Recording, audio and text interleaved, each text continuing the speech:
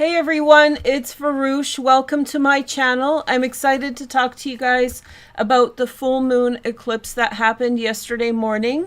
It's still relevant. We're still within the energies. The moon is still in Libra when we're filming this, so we're well within our time to talk about it, and I think it's a good one to talk about. There was a lot of apprehension about this eclipse, and definitely some things happened around the world that were incredible tragedies, but overall, I think that it's brought a lot of positive into people's lives, and we can talk about that today. Today is going to be an all sign, and first we're going to talk about the astrology, and I hope that you guys enjoy our discussion today. Today's astrology is going to be just a top level discussion, so if the astrology is a bit much for you or something like that, don't worry about it. We're going to go easy on you and hopefully make it understandable. I really aim to make astrology accessible for everyone. This means that if you're not very good at astrology, if it intimidates you, I think you should contact me, DM me on Instagram or Facebook, and ask me your questions, because if you have a question, it's likely somebody else has a question, and that's totally okay. Okay, so this is a chart for today, right now, March 26, 2024. The moon is already in Libra, 22 degrees, but we can still talk about the eclipse. And because of all the fear around this eclipse before it happened, that was online and just people worried, I think that it's nice to talk about it a day after. Yesterday I had some computer problems, and so I put it off today. We did a reading on March 24th for everyone to watch. It was one of my immersives for everyone. These are videos that are filmed live, but then I save them for members only, the Varouchians, the low tier.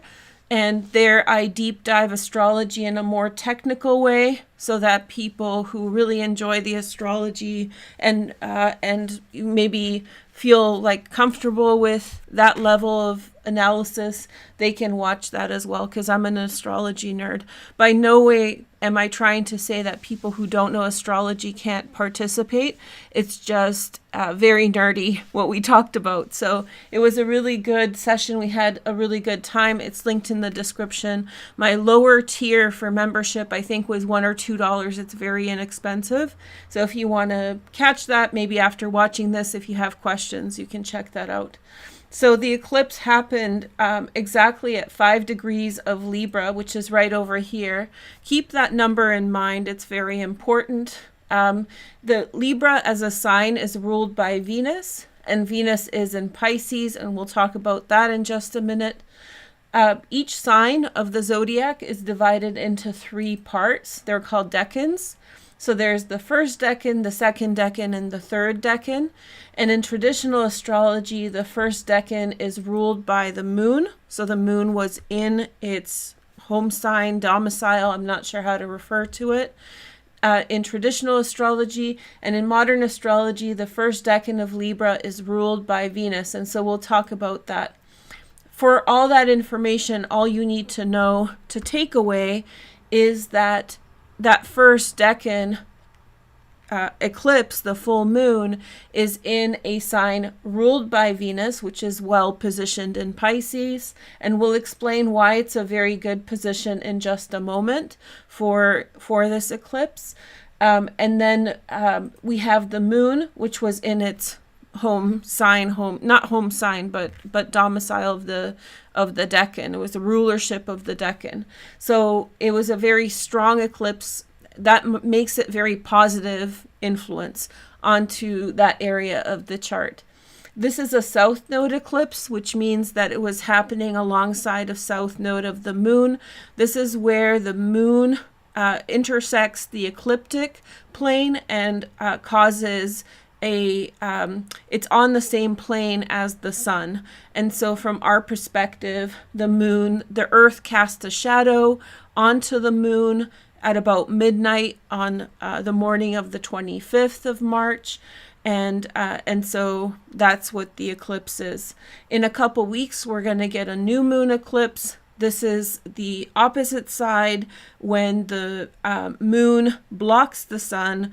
And this is a famous eclipse. You've probably already heard about it, but the moon will cast a shadow along a long line across the United States and a little bit of Canada too. And it's a historic eclipse that people are looking forward to. We'll talk about that later. So one thing to observe about this, just as an introductory remark, is that the full moon happened at 5 degrees Libra, while the south node is at 16 degrees Libra. So the exact place where they intercept is 16 degrees, while the full moon happened. That position of the alignment where the moon and the sun are opposite each other on the zodiac, it was a few degrees off, and this is normal. It's very rare that you get an eclipse right on the nodes. So the moon was the earth hid the sun's light from the moon, and the moon did become shaded.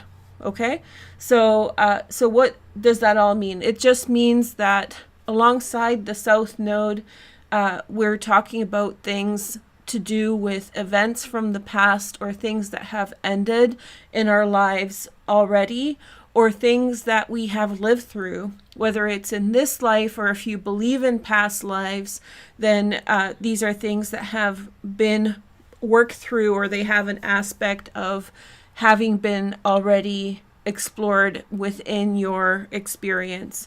Okay, and so we'll get into that more in just a little bit. And so the interesting thing about this full moon eclipse is that it's the only full moon eclipse in Libra in this series of eclipses. So a series of eclipses happen when the nodes move into every single specific sign. So in this case, we have the north node in Aries and the opposite node in Libra. And so since these nodes entered Aries and Libra, we've been getting eclipses in those two signs. The first eclipse in this series happened in April 2023, and the last eclipse that will happen in this series is in March 2025, so next year. But both of them are going to be North Node Aries eclipses. And so just the way that these eclipses are aligned, this is the only full moon eclipse in this series that we get. So this is a huge clearing opportunity for all those past things or things that have completed in your life. We'll talk about that more in greater detail in just a moment, but just know that this is the place where things get brushed out of the way, things get completed, and it's time to move on. So for me, this is a really peaceful eclipse in the sense that things that have already happened in your past over the last few years, or maybe since this series began in 2023, but I think that there's another date that's better for that, and I'll tell you guys what that is in a minute, for this clearing out event of a space of time in which events that happened in this space of time have completed. Okay, so we're saying goodbye to the past here and getting ready for a new beginning. And so hopefully you're on the other side of the eclipse, and hopefully you survived okay, and hopefully you're feeling much more confident about it now. Just to revisit for people, my goal is to I tend to jump around in astrology in the sense that I jump over like certain basic concepts. So if you're more an advanced astrologer, then be patient with us. I just really want to make sure everybody has access to the basic information. I have a tendency to jump over that basic information. So what I'm trying to do is really explain it for everybody so everybody's on the same page. So the North Node in Aries, South Node in Libra axis is an axis of our relationship to our social environment and to ourselves. So when we have the North Node in Aries, the focus here is that of independence. Issues to do with you as an individual get explored alongside the North Node. With the South Node, what we're talking about is our balance of the self versus the other. our relationships to other people. Libra rules the 7th house of partnership and how we build bonds and move forward. The South Node specifically, like I said, has to do with releasing the past, and things that have been completed are being put to rest. Think of the Ten of Swords that's the 9 of Swords. Think of 10 of Swords in terms of the tarot. So the 10 of Swords seems like an ominous card, a very dark card, you know, and very intense. But it's really about moving past a situation that has completed. It's not that something is happening at this time. It's that a situation has completed and now you're ready to move forward. And in many decks, the 10 of Swords has a sunrise rising on as the person is laying there on the ground. There it is. Typically, the 10 of Swords is associated with the sun in Gemini, but I don't think that's the point I'm trying to get at. I'm just trying to help you guys understand of what the South Node here is, the eclipse is all about. So think of it as kind of a closing situation. Whatever's happened, and now you're ready to move on. So this is an exciting eclipse because it allows you to clear the past and get ready for new things to come in. We do get a new moon eclipse in October 10th in Libra, and I think it's at 20 degrees. No, it's not at 20. Is it at 20 degrees Libra? I'll just double check that and tell you later. It's happening something in synchronicity, but I'll check later and when I figure it out. Just off the top of my head, I forgot. But we do get a new moon eclipse alongside this. That eclipse will bring in something from the past, a memory or whatnot. But for now, with this eclipse, this full moon eclipse, we're putting things to rest, really leaving things behind. It's almost like donating clothes to charity. You're donating old clothes to charity because new things have come in, or you're making room in your closet for new things to come in. Okay, so donate away. It's a feeling of good things, and it's a good practice. Okay, one of the things that it's really important to focus on with the South Node is focusing on your experiences in the past and figuring out what you have learned from them. When we have experiences in the past, they're always learning opportunities. And so the South Node eclipse also reminds us of what you have learned to do very well. Have you become really good at talking to people? Have you gotten really good at relaying information? Maybe peacemaking has become your skill. So this is also an eclipse in which those skills get celebrated, the celebration of your skills from past experiences that you've had. The South Node in Libra specifically focuses on focus on partnerships of any kind, be it relationships, friendships, work partnerships. So your relationship to other people becomes a topic of interest. So think about it in terms of themes. Think about it how relationships influence you and how you are, dealing with those kinds of things. This is also a good time to really think about what things about you are good in terms of forming new relationships. So what skills do you have in forming relationships? At the same time, it's a good time to do a check-in, and I'm all for critical thinking. So not only love and light, but also consider things that we can improve on. This eclipse also reminds us on the things that we need to work on in order not to lose relationships. So is there something that you do, and you don't have to tell us, this is just for yourself, that causes you for relationships to falter for you, for relationships to break down? This is an eclipse in which those kinds of things become very heightened or focused. This is also an eclipse with the South Node that reminds you of the social environment that influences your decisions. Do you get lost in the crowd? Do you overpower others? What's your relationship to your social environment, the people around you, and how do you interact vis-a-vis yourself. So how do you position yourself with the people around you? This is a really wonderful time for empathy and understanding in situations in which there's stress, in situations in which there's conflict. This is a really wonderful eclipse to find understanding, compassion, and empathy for other people, but you will see that other people are also finding compassion and seeing you in the best light. So let's say there's a misunderstanding that you're a part of. It is likely that at this time, other people will give you more grace than in other situations. So this elevates you and gives you peace with other people. This is also an eclipse that leads to fairness in situations. So between people, there's always this air of injustice at times through miscommunication, through power struggles, and all these other things.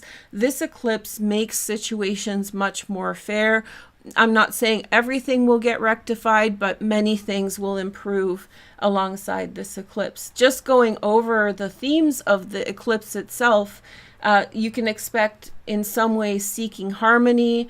Relationships become very important. This is a wonderful eclipse for aesthetic beauty. So we've had beautiful light here for the last few days alongside this eclipse in the daytime.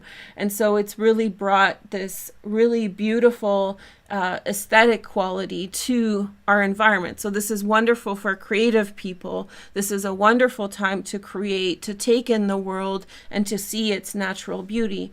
If you're not a creative, your natural beauty is shining underneath this eclipse. This is a wonderful eclipse in order to show yourself to others. By that I mean they can really see your best qualities. This is a wonderful time for diplomacy.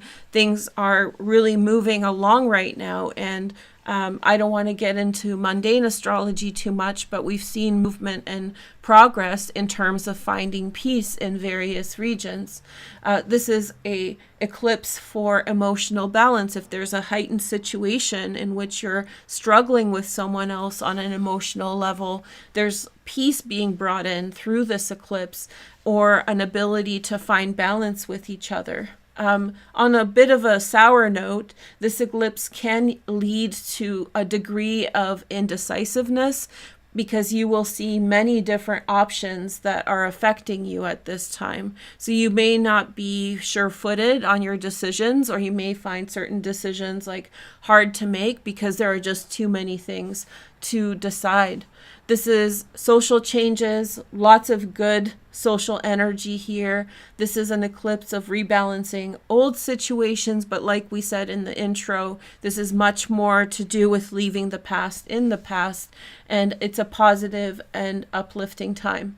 So let's talk about Venus a little bit. We already talked about Venus on March 21st. So if you're interested in Venus's trajectory and influence over this eclipse, I did a very similar reading on March 20th. For the astrological new year. There was a problem with my computer, and that video didn't get pushed properly to a wider audience. And so if you missed it, it's there in the description. And so in it, I basically talked about some key transits that begin our next astrological year ahead. And so Venus joining Saturn, the reset of their planetary cycle, was one of these things that we talked about. And so this is very auspicious because Venus in Pisces is exalted. This is a very special position for Venus. This brings unconditional love to situations. Venus in Pisces is a very, very blessed time. When she joins with Saturn, she's bringing a lot of love into things that we're struggling with regard to Saturn and Pisces. Saturn and Pisces is a good struggle. It's confronting the structures of our lives, our belief systems, and the things that we believe to be true that guide the way that we live our lives. Some of these things are very hard to internalize and accept. So, our belief systems, we tend to be tied to our belief systems. So when there's like a struggle for truth within our belief systems, we can experience that as tension or frustration because we want those things we believe to be true when we're confronted with the fact that maybe not all of them are true. We've talked about religion as an example, but other forms of beliefs are also important in terms of philosophical beliefs, morality, conduct, like what you believe to be the right thing to do may be challenged while Saturn is in Pisces. And the conjunction with Venus essentially, and I talk about this in greater detail when in that astrological New Year video, when they join together, it's a reset of compassion. We only get this 2 or 3 times every 30 years, this conjunction in Pisces. It's a very, very nice conjunction for bringing love into our belief systems. So for example, I said that pretty abstractly, so let's do an example just to bring it down to earth. Basically, Saturn in Pisces can have you questioning your own beliefs. Your own beliefs guide how you live your life. And so that may challenge how you actually believe the right way to live your life is. When Venus joins Saturn in Pisces, she brings compassion and love to those to those to being stubborn about things. So maybe there's a belief system that you have to overcome in order to live a better life, and it's quite frustrating. And this unconditional love of Venus in Pisces is going to bring you an air of tolerance to confronting that idea. So, this is encouraging tolerance. This is encouraging understanding. If you want to hear me talk about Venus and Saturn planetary cycle more, check out the video in the description. Even in that video, it was a summary because it was a combination of several different transits that are very important now. If you guys want me to talk about this more in a dedicated video, I have things to say about this, please let me know, or maybe on a short social media post somewhere I can explain it more later. So just leave me a comment if you're interested about this. But for the purpose of the eclipse, this cycle was just happening a couple days before the eclipse. So there's this changing of the mindset suddenly happening where people can be very resistant to changing their minds about morality and their beliefs. And Venus and it's almost like talking to a 2-year-old, right? A 2-year-old can be like, no, I don't want this. But if you approach the 2-year-old with kindness, compassion, and love, they soften up and their guard goes down and they become tolerant to outside ideas. When we grow up, it's the same thing. And so that's why Venus in Pisces joining Saturn is so nice, because it's that compassionate encouragement to seek past your boundaries and to consider a more broad way of living. And so this energy, the conjunction of Saturn and Venus in Pisces, is influencing the eclipse, and that's why I think it's really influencing the sign in a positive way. We'll talk about this more in a minute in terms of why this aspect, which is not considered like a necessarily easy aspect, is actually really positive and helpful in just one moment. But let's go back to the decans. And if you've watched last night's video, this is a little bit of like going over the same points, but there's a lot of new information in here as well, and we're definitely going to get into that now. So stick around. So the first decan of Libra, where the eclipse happened, like I said, is ruled by the moon. And so here the moon influences the first decan for emotional harmony, including improvement of intuition about your relationships. This means that when you're talking to someone, you have a predisposition to understand without them telling you anything what's going on. So you have that natural inclination to be sympathetic and understanding.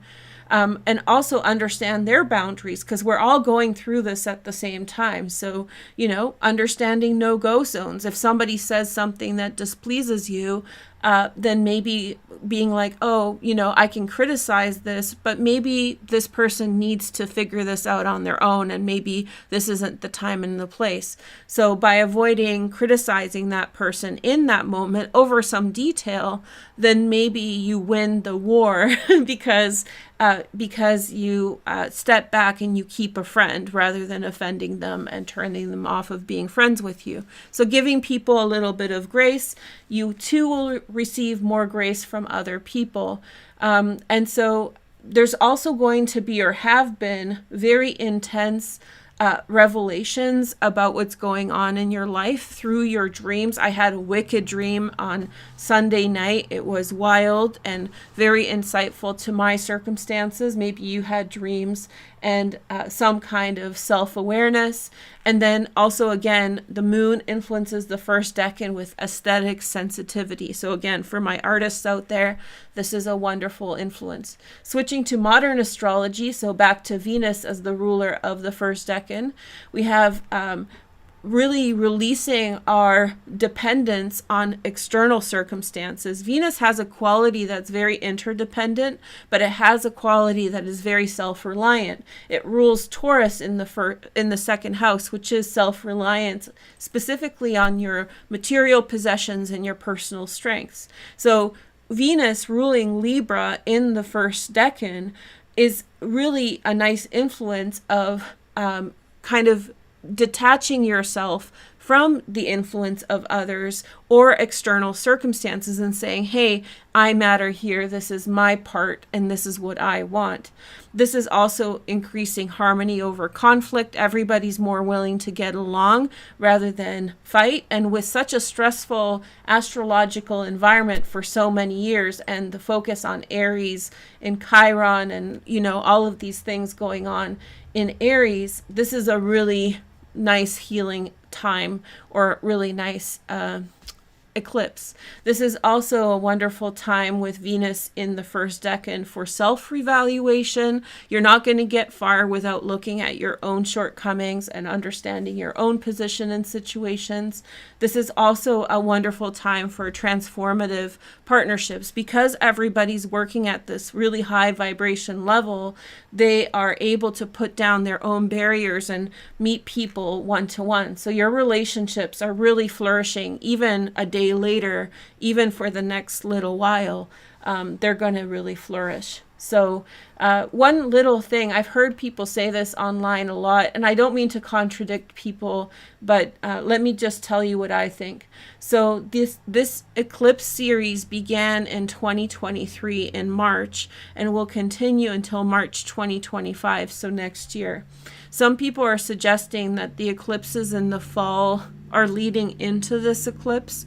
And while that's true on some level, I think that there are, I would say that is reductive. When the new moon in Libra leads into the full moon, I understand the logic, but there's like a larger pattern at play to do with these eclipses that starts in April 2023 and continues till April 2025. And I'll tell you guys about some other eclipses that I think influence this more. Unfortunately, on social media, there's this repeat pattern sort of thing going on. And I'm not calling anybody out. This is just my thoughts on this. On social media, people tend to repeat redundant things. So, for example, I made a post that suggested that Taurus and Pisces are influenced more than Capricorn and Cancer in this eclipse because they have transits that are interacting with the eclipse. And I got comments saying, well, no, because these are cardinal placements, so these get influenced the most, cardinal being Cancer and Capricorn.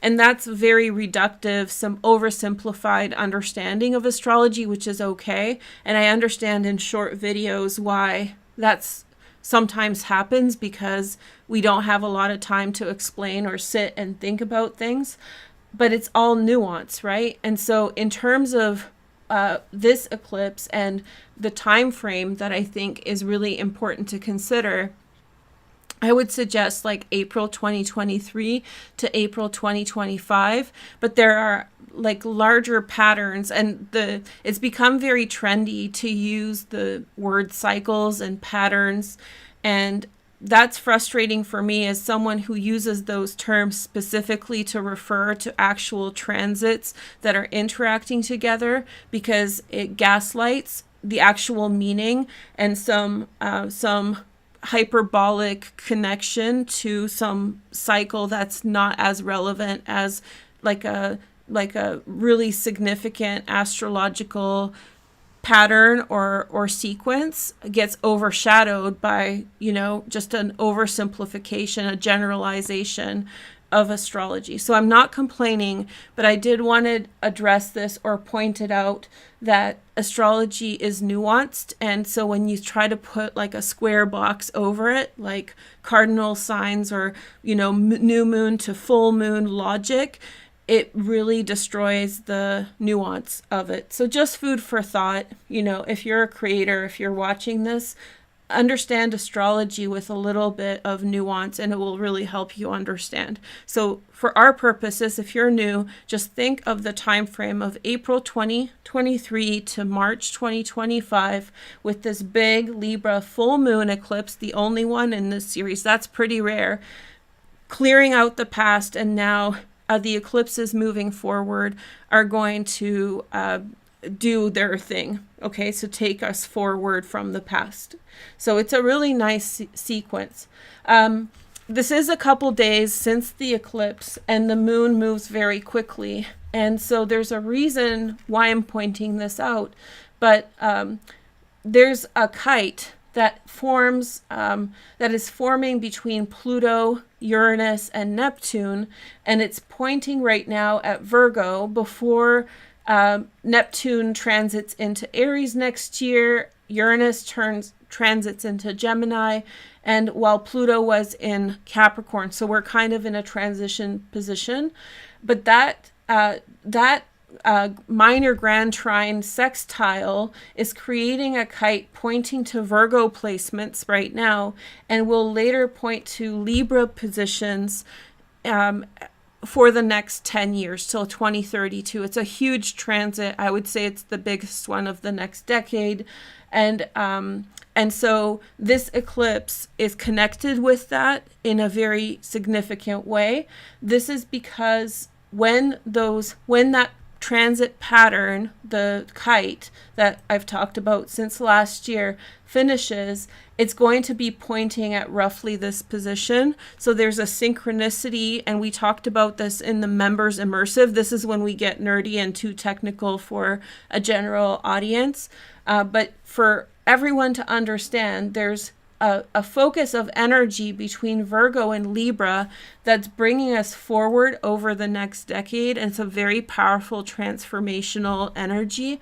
If you have placements between where Lilith is now and where the South Node is, this is going to be huge for you. And I think it's going to be a really transformative, amazing, and powerful time. And some Libras were contacting me and asking questions saying, "Oh, I'm so worried about this." No, this is amazing. These transits are amazing. And the reason I'm bringing this up is that a couple days after the eclipse, and where the South Node is actually the second decan of Libra, the second 10 degrees. And it's important to consider because this eclipse that just happened at 5 degrees, the first decan, is really connected to the second decan as well. This is now the 5 degrees, and the 10 to 20 degrees Libra is going to be later, including 2032. So the year 2032. And so let's consider the influence of the second decan in terms of where we are going. So the second decan of Libra is ruled by Saturn. So we already talked about the conjunction of Venus and Saturn in Pisces, and how that's like this mind-opening, compassionate moment. But in Libra, Saturn rules karmic lessons coming into balance. This is really nice with the South Node. Restructuring of relationships, like being fair between yourself and others. And material and emotional realignment. This is getting fair and square with people, not in a diabolical way, but in a fair and just manner.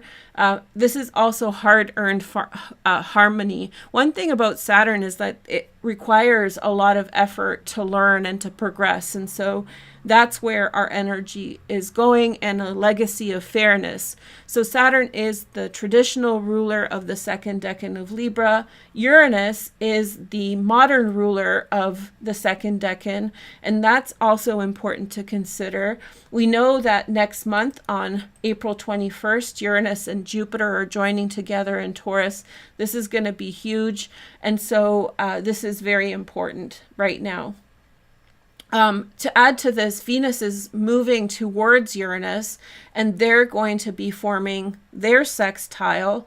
And so that is pointing directly at this area of the chart in the second decan as well. So Uranus is not maybe directly connected to that eclipse, but it's in a synchronicity or a domino effect with the conjunction of Saturn and Venus, with Jupiter, the sextile that's sort of moving. So if you don't know astrology, essentially what I'm saying is that this energy is like moving very slowly with the kite in this direction, but with the sextiles in a much shorter period of time, maybe a month or 2 months in 2024, we're seeing that energy really highlighted in the same kind of sequence.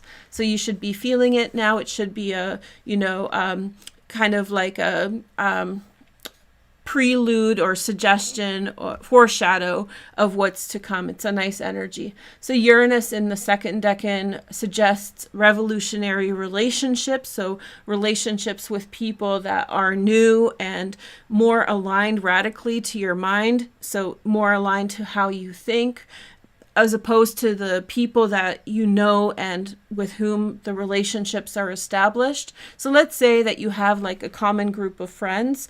Revolutionary relationship would be like someone who's different than your friends and willing to do different things than what your friends do, but that's aligned to a special interest that you have. So it's a very nice energy and influence there. That includes ideas and beliefs. Maybe your friends believe the same old, but you have some weird, crazy, revolutionary ideas. In the second decan, Uranus is going to bring people your way that are going to be more aligned to these radical thinking. It also points to a shift in values, which is a huge overview of this Libra eclipse. All this compassion and understanding is really talking about changing our perspective and changing what's important, and also supporting interdependence from imbalance in relationships. So learning a fair balance with other people, finding common ground.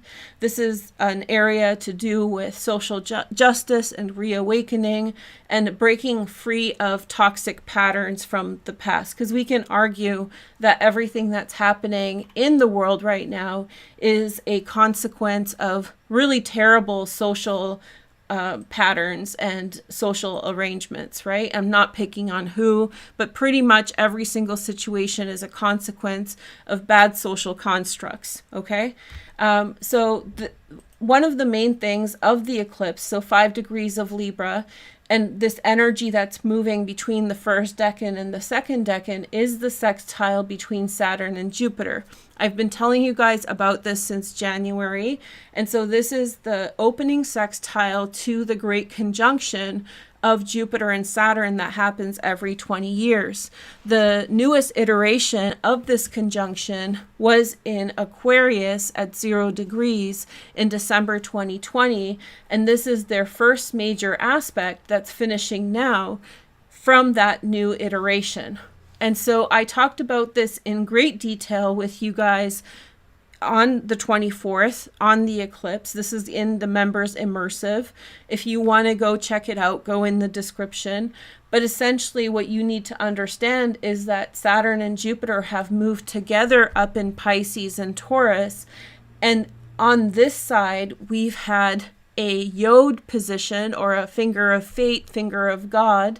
It's a position that's called a midpoint. to the position between Saturn and Jupiter. And I call this the laser beam energy because it brings focus directly to this position that's right in between Jupiter and Saturn. So there's a midpoint on the inside of this sextile between them, but there's a midpoint on the outside too. And so this is a laser beam of energy bringing focus and attention. And so with this energy, we have this laser beam that has moved up in Libra from January at 5 degrees Libra to about 12, 13 degrees now in Libra. So when Jupiter and Saturn began to be in a sextile in January, they were at 5 degrees of Pisces and Taurus. Well, now during the eclipse, they're already at 12 degrees. But in January, that Yod position was pointing at the exact same place where the eclipse is now. So just know that there's a deep relationship, a synchronicity between this opening sextile and where the eclipse is just happening. If you want to know more about this, look at the immersive. But essentially, the supportive energy of Saturn and Jupiter are bringing attention towards these harmonious relationships and giving you some kind of help for the next 16 years until the next conjunction in 2040. The next conjunction between Jupiter and Saturn is actually October 31st. 2040, so 16 years from now. And guess where it's happening? It's happening exactly where the South Node is at 17 degrees of Libra, so within 1 degree of this position. And so this is where the Yod, the final aspect between Jupiter and Saturn in Pisces, is pointing to now. The finger of God is pointing straight in that direction. So there's a massive synchronicity here happening alongside this eclipse. And it's really important to know. Yesterday, when we did the immersive with the members, I also talked about all the lunations, which is the full moons, new moons, and eclipses that happened at 5 degrees of Libra. This is rare. And so those eclipses, full moons, new moons coincide with the exact same position where the eclipse happened. So if you want to know more about that, either get that membership or you can tell me in the comments and maybe I can post it for your reference, the dates for those eclipses, new moons, and full moons. The most recent one was in September 28th, 2019. So we know what happened after that. And so these Libra positions, the 5 degrees, is really taking us forward. Now this is where I got a little technical, so let me explain in layman's terms. What I believe is happening is that the supportive energy in Libra is taking us forward towards 2040, but definitely towards 2032, and it's somewhere as this helping energy in the transition, the overall transition that we're experiencing. So the last thing that I want to say about the astrology is that the last time there were eclipses here was in 2013 to 2016. And so there was an eclipse in Libra. They were North Node eclipses because the nodes were the opposite. And so there were 3 full moon eclipses in the last series. The first one was on April 29th, 2014. The next one was April 4th, 2015. And the one that I think is really interesting for yesterday's eclipse is there was an eclipse on March 23rd, 2016. And so this was at 3 degrees of Libra.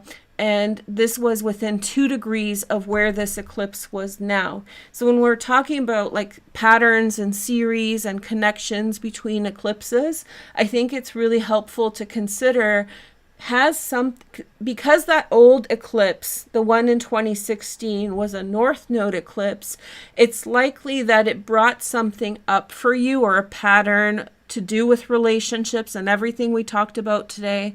And so maybe since 2016, you've had certain relationship patterns or certain certain themes come up for you in terms of your relationships with other people.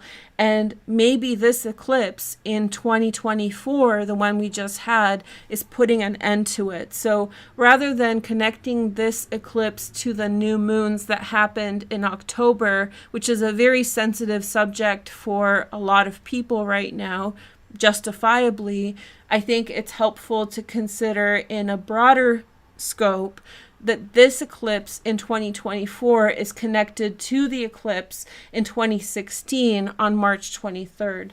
So that's all I had to say. I hope that you guys enjoyed this. See, it still took 44 minutes, and if you watch the immersive, I went over things very quickly here. I hope you guys don't mind.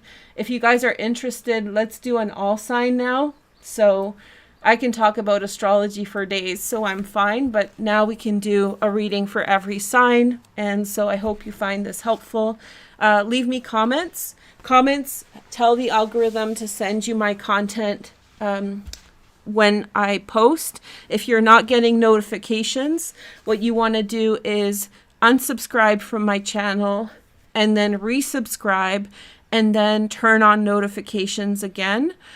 If the best way to do this, so if you're not getting my notifications, and this is really good for my lives because some of my member content I film live for everybody to watch. But what you want to do is when you unsubscribe, you may want to clear the cache on your browser. And then when you resubscribe and turn on notifications again, then maybe that will get those notifications working for you better. So I hope this was helpful. I had lots of information to whittle down, and I hope it wasn't so too technical for anyone. So yeah, so more content in the description. And so let's just take a look at this eclipse, and I think it's a nice one. I think it's the foundation for the next 10 years. And I have to tell you guys, honestly, I was looking at the eclipse and I knew a lot of this already, but the synchronicities that we talked about in the members only video. Oh, I forgot to mention, because I was like, this is when I was explaining the sextile between Saturn and Jupiter, I was thinking to myself, Farouche, this is too technical, but this is important to highlight. I found a synchronicity between the the great conjunction between Saturn and Jupiter. This is when they join together in every sign. On years in which they joined together, 1981, 2000, 2040, there have been full moons and eclipses at 5 degrees of Libra, where this position is now. So this closing sextile, so this is opening sextile, the last stages of it. It's coming to an end. They're moving apart because Jupiter's moving up in Taurus. The final aspect to this sextile, this opening sextile for the conjunction that happened in 2020, is a yod, began with a yod onto the 5 degrees of Libra position. So if you have 5 degrees of Libra in your chart, really pay attention to this and pay attention to what's happening. And so what I was saying was I knew a lot about the synchronicity to do with this area of the chart. It's a personal interest of mine. But when I started looking into this more closely, I saw there was a conjunction between Jupiter and Saturn in 1981 when there was a full moon, new moon, or eclipse at 5 degrees Libra. In 2000, when they joined in Taurus at 22 degrees, this is where Jupiter and Uranus are joining this year. There was a full moon, new moon at 5 degrees of Libra, not just Libra, 5 degrees of Libra. So there's this synchronicity. And in 2040, I think there's a lunation when they join together at 22 degrees of Libra at 5 degrees of Libra as well. So this is where astrology gets really specific, because there's 360 degrees in a chart. And for some reason, some energetic reason, there keeps on being full moons and new moons at specifically this 1 degree. It's very, very important for all of us, but if you have placements here, it's particularly strong for you, okay? If you understand astrology, that's mind-blowing. the synchronicity that these conjunctions between Jupiter and Saturn that happen only once every 20 years are happening alongside full moons, lunations at 5 degrees Libra. It's weird, but it's great. It's a great synchronicity. Okay, so let's do our all sign. And that's why I had to do a full moon eclipse video, because this is just too juicy to tell. Members already know this, and if you want me to talk about this in more detail, I talked to the members about this already. Okay, so first we have Pisces. So this was me getting a little weird. This was me trying to tone it down, Pisces. But hi, Pisces, let's take a look at how this influences your chart. So this eclipse happened in your 8th house. I just feel like you're watching the world change around you in a big way. I feel like you are perceiving all these big changes. In fact, I think some of the larger synchronicities that I described from now until 2032, 2040 coincide with you will understand that probably better than any other sign. So you see us changing as a world before anybody else does. And maybe specifically for you, this is powerful because of the Saturn-Venus conjunction in your sign right now, and Neptune reaching its final degrees of Pisces. Very, very powerful perceptive abilities. Mars has now entered Pisces as well. So you're sitting there and watching everything happen, and you're like, you fools, you don't even know what you're getting yourself in for. It's almost like you're the wise one who's watching all of us and sees things. The only thing I can say is, Pisces, share your wisdom, even if people don't understand it. I think that your spidey senses, your ability to see the world right now is very potent. So we have coming, oh, this is really significant, the Chariot card. And then we have Justice, which is Libra, right? This is Cancer. It doesn't have to be that sign, but that's the association of the card. And look at the Sun. So here's my message to Pisces. I just feel like more self-confidence. With maybe Mars in Pisces, this will help in trusting your own intuition and what you're perceiving. With the eclipse, maybe there's a reminder of things that you had to let go of in the past, such as past relationships, or like you're drawing upon past lived experiences. What I mean by that is, if you had trusted your intuition in the past about a certain relationship, all of the consequences didn't happen. Or maybe you did trust your intuition, you removed yourself from a situation in the past, and you were so grateful to have done that because you realized that it was a bad situation. So these are beautiful cards. They're all higher arcana, and they're suggesting like feeling more confident or feeling more self-assured. The other thing is, Saturn and Pisces can make us doubt ourselves in the first house. So when Saturn's transiting the first house, it can lead to a lot of self-doubt. So this is a time in which you see your discernment really work, and you feel more confident that you decided well about a situation. This is a time when you should trust your instincts. This is a time in which you should, act on what you are perceiving. This is self-confidence. You see like how things played out, Pisces. So I think this is a time in which very wise perception about the way that things are changing, not only to you, but the world around you, to all of the rest of us. I think that's really giving you insight, and I don't think you should ignore what you're seeing, okay? Very, very interesting. Very interesting to start with, Pisces. So I would say that Pisces is probably behind Aries and Libra, one of the two signs that's most affected. Not because, of course, cardinal signs are affected, but because so many of the transits in Pisces right now, the eclipse is interacting with you in a very intense way. So this would have been a strong eclipse for you. I'm not saying good or bad, just strong energy. Okay, so Capricorn's next, Sun, Moon, and Rising. Speak of the devil. So I always will say that for Capricorn, because your tarot card is associated with the devil. And there's a lot of like symbolism to do with the devil, but not necessarily in a bad way. Capricorns are angels. We know this. So the eclipse for you happened in your 10th house. This could lead to a change in work, or maybe like a closure of a situation. If a situation closed, it was holding you back. This is also acting on your instincts. Look at this. A focus on the home. Your home's demanding a lot from you right now. 4 of Wands that just flipped over. I don't try to make it theatrical for you guys. I'm just trying to do the reading well. So I hope you don't mind that. If you're new to watching me, I try to shuffle so you guys see, but if something happens off camera, I don't ignore it. So when I'm looking at your astrology, there's significant pressure on you in the home. So relationship with home, family, those kinds of things. This may prompt you to make certain changes about your outside life.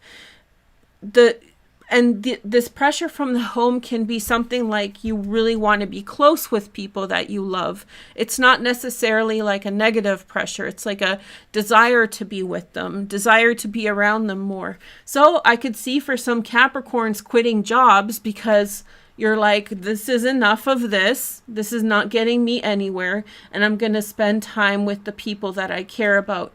Some of the themes in the 4th house right now for Capricorn could involve things like people passing away. I'm not saying someone will pass, but the awareness here in the 4th house is that people that you care about may not be around forever, and so you want to do your best. So it's not a prediction that something bad will happen, but with all this, you're very sensitive about family issues. So maybe somebody has just passed for you, and that has brought awareness to the need to be around family members who are alive. So there's this kind of attitude of nonchalant towards career. This also leads to critical decisions about career, Capricorn, which means that you may say enough is enough, and now I'm going to go in this direction. This is also wonderful in situations where there's conflict. So let's say there's conflict at work or in your career. This is a wonderful time for diplomacy, to negotiate, to figure it out with others. Let's pick a couple other cards just for reference. We have the 7 of Wands. See, you're coming up strong, self-confident, sure about which way you want to go. And then we have King of Swords. This is again pointing to discernment, laying down the law and setting things right. This isn't, with Libra, this isn't like disharmonious, aggressive, or negative experience. I think this is very liberating for you, like fixing your consciousness. You are going to be very sensitive about family issues. You might be crying. You might be, particularly sensitive at this time, and that's kind.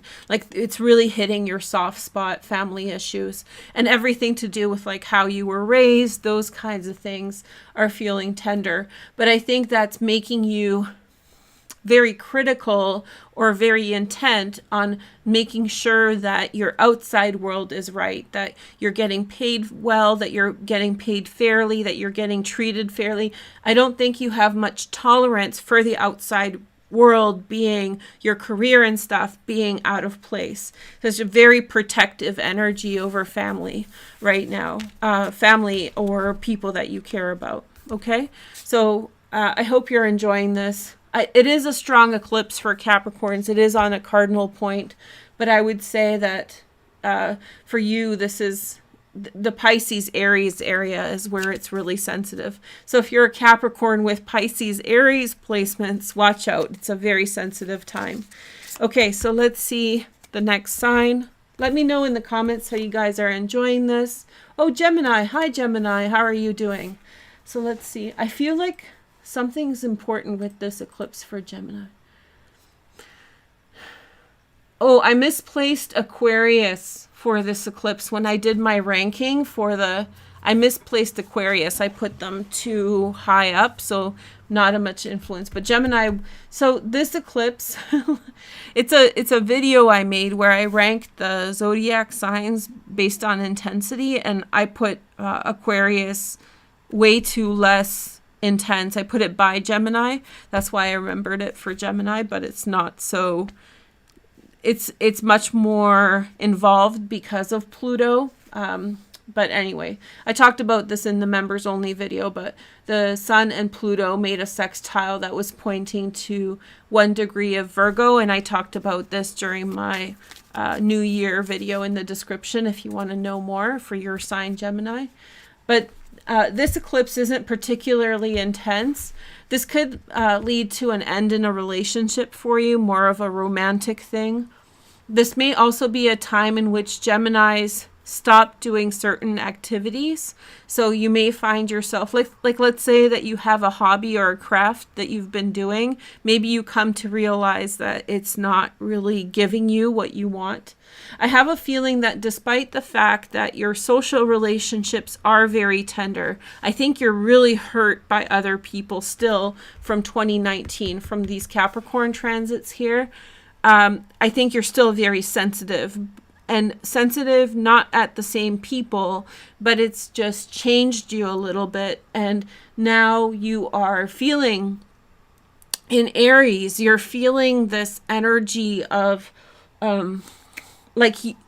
Gemini wants to be social, Gemini wants to be friends, but there are certain, it's because when people are hurt, couple different things happen. One of the things is that your standards go up a lot because you want to protect yourself from more bad situations that happened in the past. So you're very, very cautious towards other people, especially with the Chiron transit in Aries, especially right now. This means that you're keeping yourself at bay from other people, and maybe for good reason, Gemini, but at the same time, you have a yearning that needs to be filled. Gemini is a social sign. I would say it's probably one of the most social signs, maybe even more social than Libras, to be honest.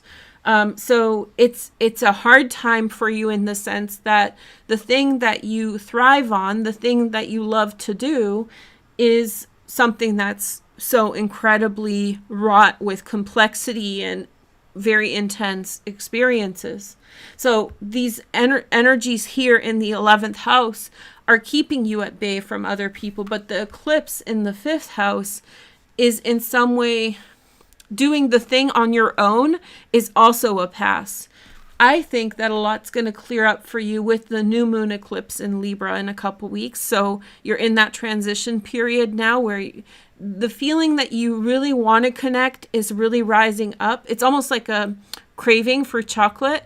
So for you, you're having your craving for friends again, but you still need to figure out how you're going to do it. And so I think this eclipse, I think you were trying to force yourself into solitary activities to deal with your avoidance of other people for the last while. And I think it's getting old. And I think this eclipse is essentially that, you distancing yourself from that solitary practice. Like, that's no longer going to satisfy you. You know that you need people, but you just need to figure out how you're going to bring them in. Okay, so we have the 9 of Swords. That's Mars and Gemini.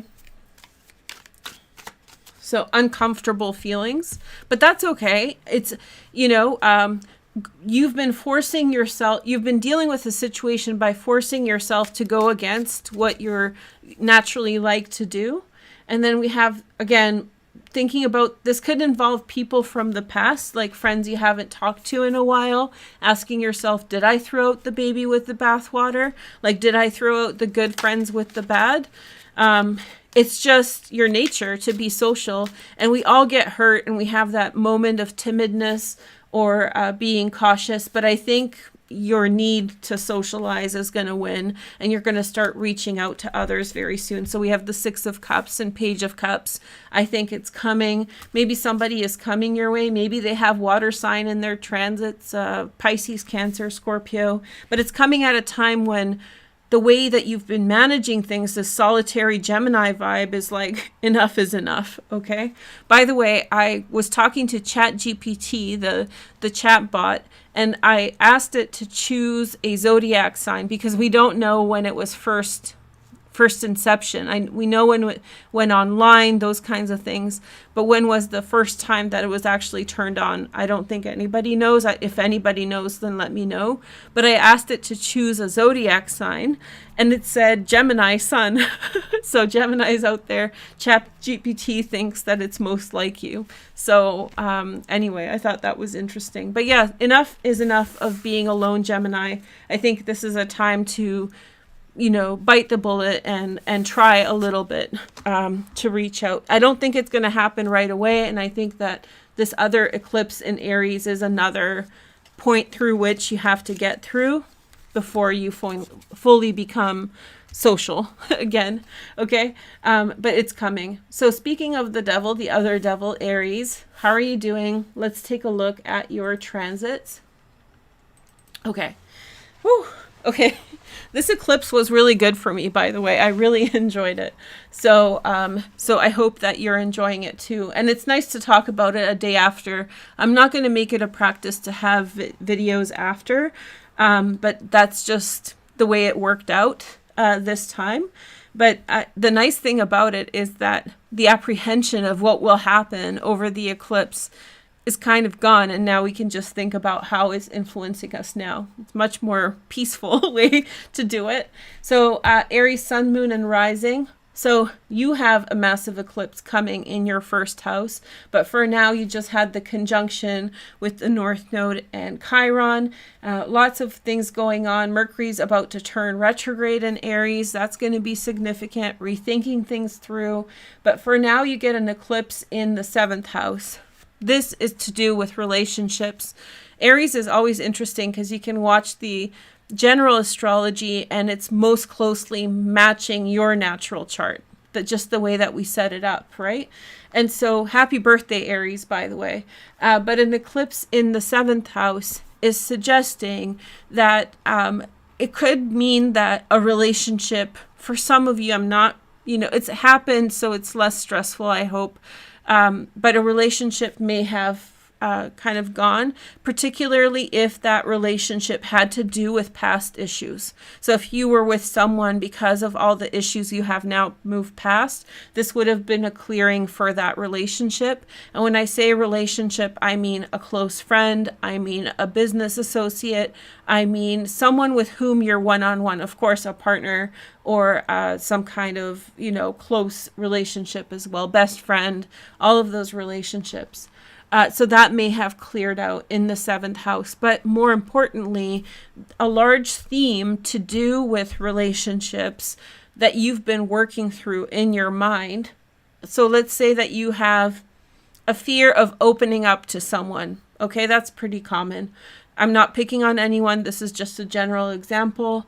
And you get caught up in this idea, if I open up, it's going to be bad. This eclipse could have finally taught you the lesson to neutralize that in your life, so you feel much more confident opening up with someone and sharing. And especially with all this inner work that's happening in Aries, really humbling you. There's a really nice energy, and I don't mean that in a mean way. I just really think that this is such a wonderful energy to get down to basics and humble yourself and really get to the truth and in touch with your being. If you're not doing that and you have Aries placements, you're missing out. You're simply missing out in this transit. This series in the eclipses in Aries, but more importantly, this time right here with the Chiron North Node, such a humbling thing. This is, how sometimes something dramatic happens and we're crying or we get really upset, and in that moment we see clarity because all the other layers of nonsense get stripped away. This is the moment that you're in. So what you really want to do here, and this is prompted by your relationships with other people with the eclipse in Libra, is to allow that to humble you and have that moment with yourself so you understand like what the bottom line is, right? And this, if you step into that energy, you become transformed and healed, and all these beautiful things happen alongside this. Then we have the Seven of Pentacles, some long-term waiting for this. And then we have the Fool. This is the only time that's shown up, and that's Uranus in the second house, okay? There's a big conjunction between Jupiter and Uranus on April 21st. This is a once in 14-year transit. And like we were saying, this is the position 21, 22 degrees where Jupiter and Saturn had their conjunction in the year 2000. So that was the last conjunction in the earth signs of a 200-year cycle. So this is some kind of, how do I say this? This is some kind of, I'm just looking for a specific word. This is a response. This is a response to the last 200 years. So when you're thinking about like larger patterns, this Jupiter-Saturn conjunction has to do with kind of taking the last 200 years, how we've lived our lives and so forth, and revamping it and putting a new spin on it. So this is taking that old series of conjunctions between Jupiter and Saturn forward for the next long time. Sets a precedent for 14 years. Then we have the Empress. So you have some really nice cards. What this is suggesting that there's a degree of saving up for something or holding back on something, specifically with resources. I'm looking at the second house here. And then later on, you will begin something new, Aries, and that will lead you to like an establishment of status or some kind of success. So I think that what's happening for you now is, again, observation. A relationship taught you a lesson, gave you important insight about how you need to change and change right now. There's an element here telling you to save money, to hold on to it for later. So you're like, I'm not going to buy this now. I'm going to do something with it or invest it for later. And then once that plan plays out, you find the position you seek, you improve your life, and you step into your power. So it's a, right now this could be a sensitive time for you, but just work through it, and you will do well. You will do very well. Okay. So just learn the lessons and carry on. You will do very well. Okay. So next sign.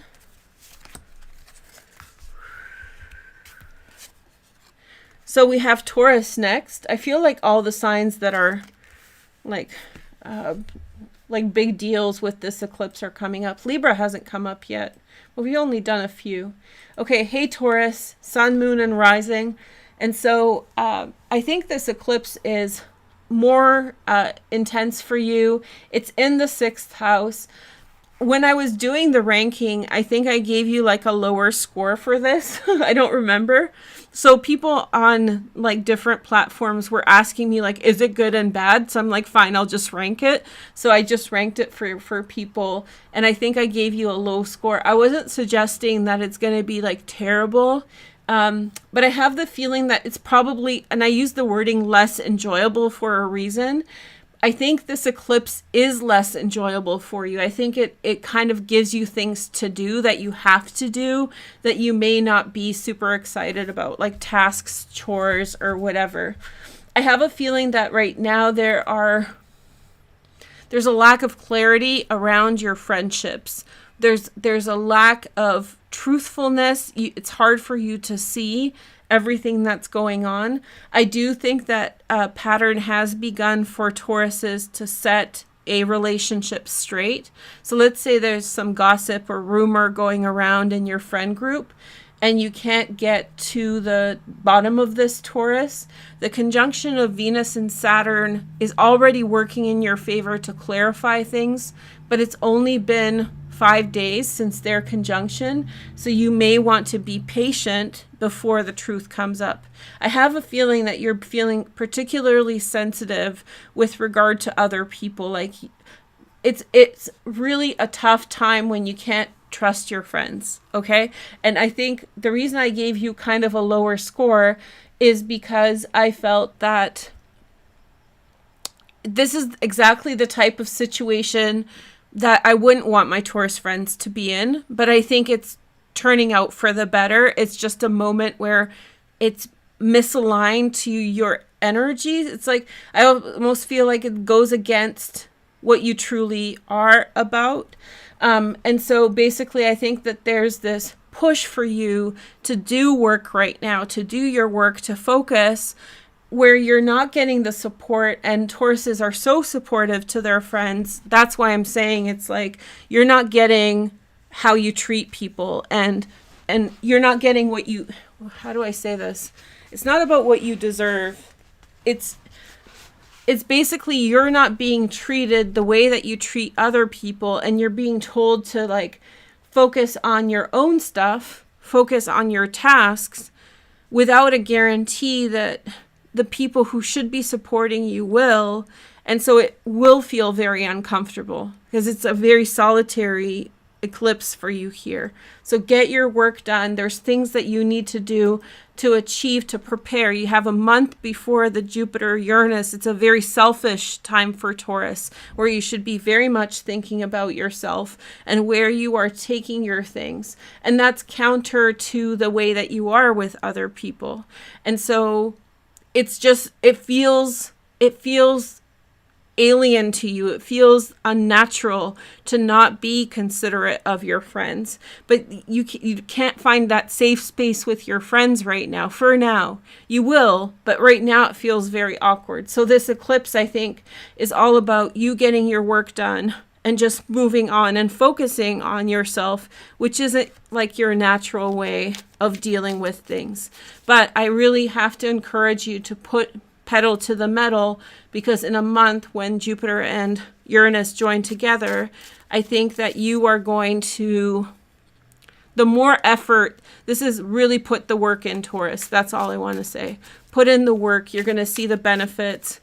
That emotional stuff with your friends is going to get worked out. You just need to be patient, and you can't fix it anyway right now. I think that it will fix, but you have to let it fix on its own. Okay, so just let them be, focus on yourself, turn your back on it, get your work done, and it will be okay. So we have Justice, that's Libra in the 6th house. They're in, it's that whole saying like, they lost you. They lost the opportunity to have your help. They messed up because you were there, and now you have to choose to take that self away. And it's not necessarily that you are in conflict, but there's something very messy going on around your friends. Stand your ground. This is when you need to be tough, Taurus. And then you have the 4 of Pentacles. See, this is very un-Taurus-like energy. It's basically saying, go be selfish, go just do you, and ignore what's going on. And Justice is served in the 1st position, and I don't think you're happy seeing what's happening. This could be something that's not to do with you personally. This could be happening between your friends, and you saw it coming, you saw them being messy, you saw all this stuff, and now you just can't participate. So I think what you need to do is just focus on the self, do your stuff, disconnect emotionally from their nonsense. And then when the conjunction of Jupiter and Uranus happen in your 1st house, you'll really hit a home run then.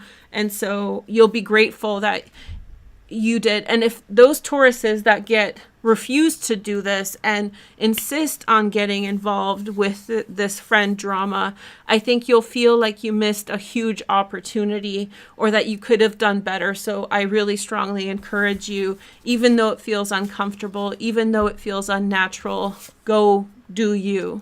Okay? Okay. Okay. So next sign. Very passionate advice from me today, Taurus. Leo. Hey, Leo. Meow, meow. A lot of Leos were leaving me comments that they were feeling not so great. And I'm so sorry, Leos. So this eclipse is alongside your 3rd house. This can be like really tender spots to do with things that really are like hit close to home. I'm about to sneeze. I got to warn everyone. These may be, how do I say this?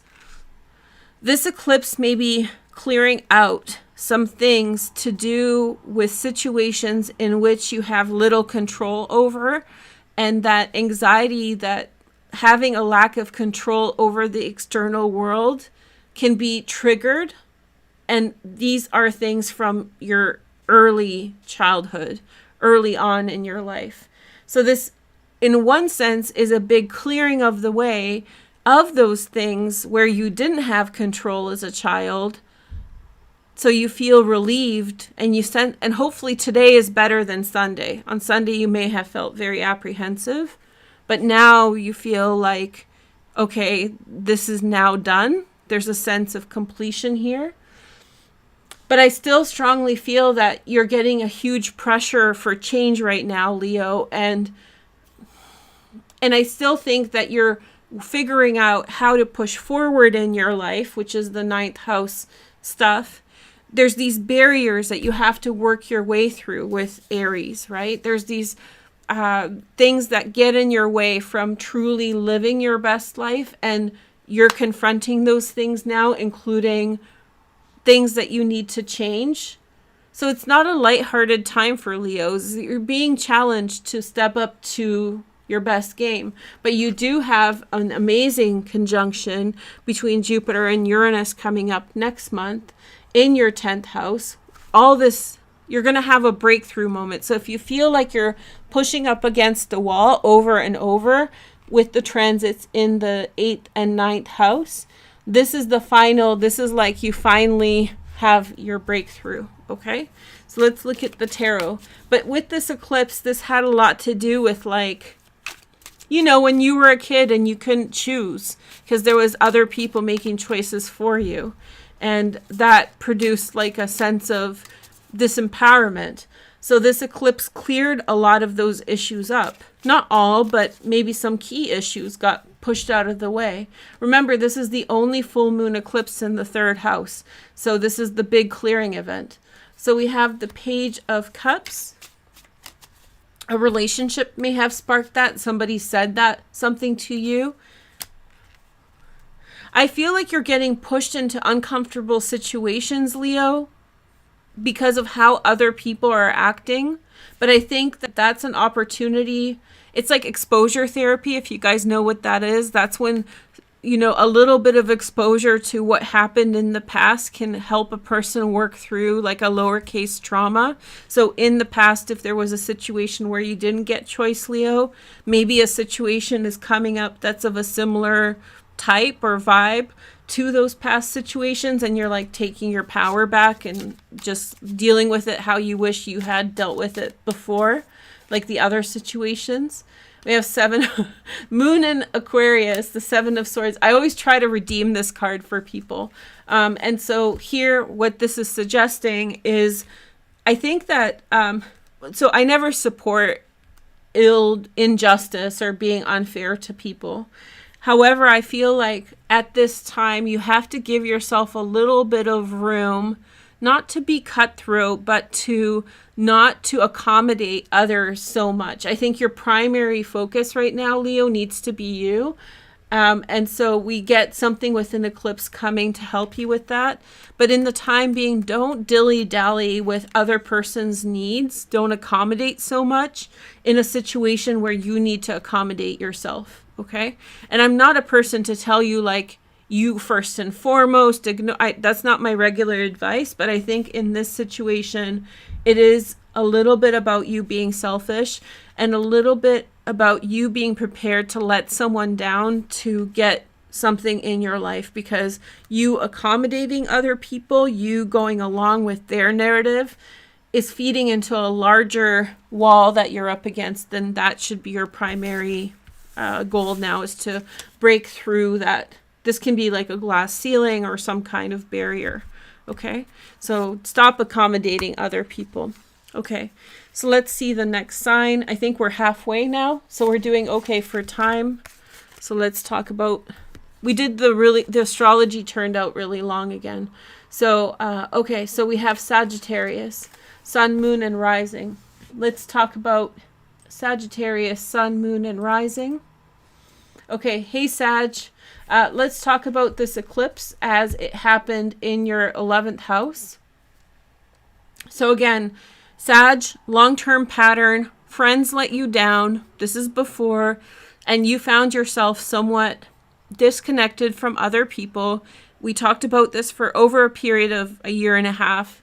And so I think that this eclipse is actually helping you to let go of those past experiences. Not that you have to forget them, but more that they will not have such an emotional impact on you, so much so that you don't want to be around people. Very similar vibe to Gemini. So if you have placements in Sag and Gemini, you may feel very strongly about what's going on. Or if you have friends who have Gemini placements, this may be the perfect opportunity for you and your Gemini friends to be friends, to find common ground. Because I think both of you are dealing with situations in which other people frankly let you down, to the point that a super social sign, Gemini, Sag, the binary, right? Like the polarity, that the super social sign became not antisocial, but social timid, or like less enthusiastic about social circumstances. And so now you're going back to normal. You're going back to your social self. And the eclipse in the 11th house is giving you an opportunity to clear out the relationship drama from the past. It may not happen right away. There's an eclipse in Libra in October. And I think that maybe someone from the past that's a social butterfly or someone who connects you socially will come in at that time. It doesn't mean that you're going to have like a lonely summer. You know, the song is Cruel Summer. I don't think you're going to be like alone, but maybe it will really heat up for you in the fall. And this is like the beginning stages of this. I do think that for some Sagittarians, and I'm not suggesting all of you, some of you have been going through a hurtful relationship with someone either now or fairly recently. So this could be like a partner or a boyfriend, girlfriend, whoever who is in some way challenging to be around. And you may have like had a hard time letting go of this situation or moving past it. And you will move past it. You will figure it out. I also feel as though for some, I think that certain close relationships are heavy for Sag right now. This is not for everyone, but there could be very intense experiences for Sagittarians to do with particularly older family members. There may be like a lot of like worry about people's well-being, or just going through different stages of life where that being emphasized. So I think that your attention, Sagittarius, is going towards like maybe a love relationship that's frustrating to you, or not something that you have to work out. But more importantly, I think your emotions are really caught up with your family. Not necessarily that something's going to happen. It's just that's the topic right now. And so maybe a little too serious for fun and games. Maybe that's how you're feeling. But this eclipse is going to make it a lot easier, because I think that some of these letdowns that you've had from friends that caused you to become more distant socially, I think that that's going to mellow out. I think that especially in your emotions, you're not going to be caught up in it so much anymore. You know, you're not going to feel so bogged down by it. Okay, then we have the Chariot. And then we have the Emperor. And then we have the Six of Wands. Look at this, really beautiful. Maybe this is suggesting that something to do with your family has a positive turn. Maybe that has to do with the conjunction of Saturn and Venus. It does seem like for some Sagittarians out there, family issues are really tender. I'm not saying something is happening or that y'all are grieving or something really horrible is about to happen, but I think it's a very sensitive time for you emotionally. But this is actually suggesting, and I think it's supporting the fourth house, that there's some kind of a turning of the tide for something better, which means I feel like there's a, you know, good news. Like, let's say that somebody's living with a health crisis. There's some good news that comes through that improves on things, and that's giving you like a little bit of a boost, which is the Six of Wands. So I don't think you're there quite yet, but I think that what this eclipse does is sort of turns the tables 180 degrees, and you're going back to your social ways, and some of these things that have been bogging down your energy are on their way out, or they're already out, and you're just free of them. So it's a nice time to have this energy for the spring. And so enjoy it. And maybe I get the vision of like you taking walks by yourself. This doesn't mean that you have to be around people or overly emphasize other people in your life, but just be around in the world. I think that the world, I think you need to be there.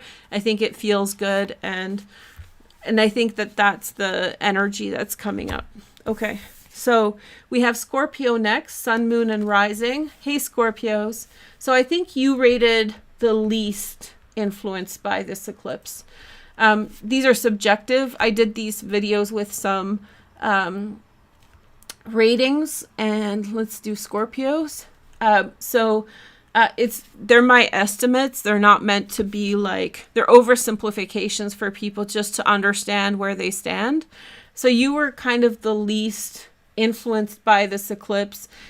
The reason I put it there is because it's in the 12th house, and that doesn't mean that this isn't a big eclipse for you.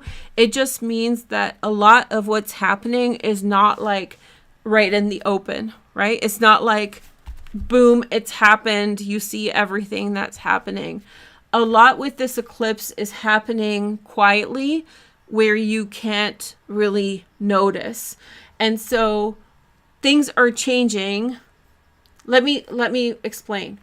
So you may be up against challenges in your outside world, how you live your life. There may be obstacles to getting certain things or doing certain things. And some of it may not make sense why these obstacles are coming up for you right now. Just day in, day out problems, okay?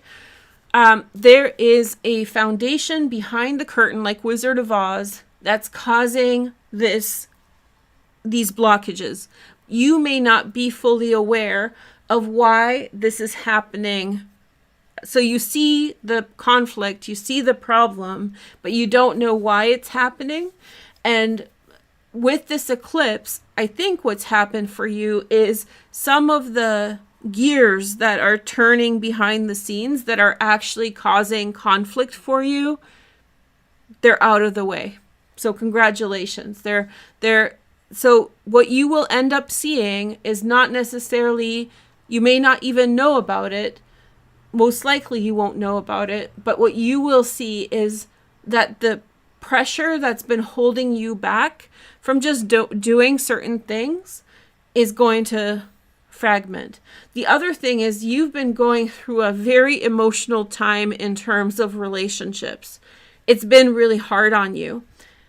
Saturn and Mars are joining together on April 10th. That may cause conflict. That's just a foreshadow. We'll talk about it when we get there. But the conjunction of Venus and Saturn is bringing some healing to wounds, emotional wounds, to do with relationships. And I would think Scorpios are feeling like really hurt by some close relationships, romance, the emotional. It's not like the intensity of what happened. It's hitting you hard emotionally. That's what I think is happening here. But I think what you need to look at, and if this conflict starts to come up, look to the conjunction of Uranus and Jupiter, which is coming up on April 21st, because you don't want an argument or a fight to take you out of the way of what's happening here. In other words, Scorpio, what I'm suggesting, this is a scenario in Varusha's head. It's not meant to be like a direct reading of your life, but I'm sure out there for someone it's going to resonate. This looks like a relationship that's in trouble and that's having a lot of emotional conflict. There's been a bit of an improvement on how that's impacting you on the 21st of March when Venus and Saturn join together in Pisces. But there's going to be a big fight that's on the horizon. And that big fight is going to be around April 10th. And what I want to tell Scorpios is be very cautious of engaging in a draining argument with someone who's not going to matter to the big picture. This is someone you may care about or someone that you love, because there's a very positive change that is unexpected that's coming in your partnership area of your house, of your life, just 2 weeks after that. So the foreshadow that I see here, and maybe I'm jumping the gun on telling you this, but maybe you'll hear me repeat it again in like another video, but I think it's better to prepare. I'm a Virgo, so better safe than sorry. This is really looking like a tumultuous relationship for some of you guys. If you're not in a relationship, then look for, when I say relationship, this can be a friendship, but this is something emotionally draining. And right now you may be feeling even better about it because of Venus and Saturn joining together. But by April 10th, I think there's going to be like a blow up fight, something like that. And you don't want to get wrapped up into that because something really good is coming on the 21st. So if you're dating someone, if you're in a relationship or a friendship, whatever, and it's bogging you down to the point that it's draining your energy, it's making you sad, I would say don't let go and focus on looking out for this opportunity, taking care of yourself. Try those things that seem to not work to get further. You may feel like already there's a bigger push for you to be able to do the things that weren't working out before. When the eclipse happens in Aries, we'll talk about that more. I think that's going to build. So I think you're going to push forward. This feels very, very boggy. This feels intense and uncomfortable. And I have a feeling that some Scorpios are holding on to relationships that are not doing them anything good. And I think that they're heavy on their heart and they want to make it work. All those Scorpio-like things like hold on and be faithful. But I think that for some of you, this is the end of the line in that relationship, to be honest. And I'm only saying this so you don't hold on through this great opportunity in the 3rd week of April, because then you'll miss the intensity of that energy by holding on to this one, right? Okay, so do what is best for you. Let's look at some tarot. We have the 8 of Wands, which is Sag Mercury. And then we have the King of Swords. And then we have the Devil right here.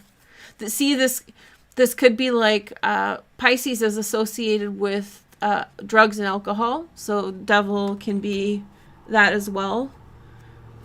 Just a very intense struggle. And the Devil suggests that even if on the surface it appears that everybody is acting in good faith, you might be dealing with a bad faith actor or a person who cannot be truthful and forthright, right? So it may not be within their ability. So they may be like cutting in on you and you're allowing it to happen because you love them and you care. But I think that you need create that emotional space for yourself over the next month to enjoy this, because I think it's going to be an opportunity for something great. Okay. Love's coming to you and it feels like there's barriers. I think that maybe it's a ripple effect from the 6th house. There's something happening behind the scenes that holding you back, and it's like rippling out from the 6th house, and it's affecting your like, it's put you in that position where you're that wall that you're hitting is not budging, in one area of your life, and then it's rippling out to other areas of your life. And so you're holding on to something that you should probably let go of. Okay.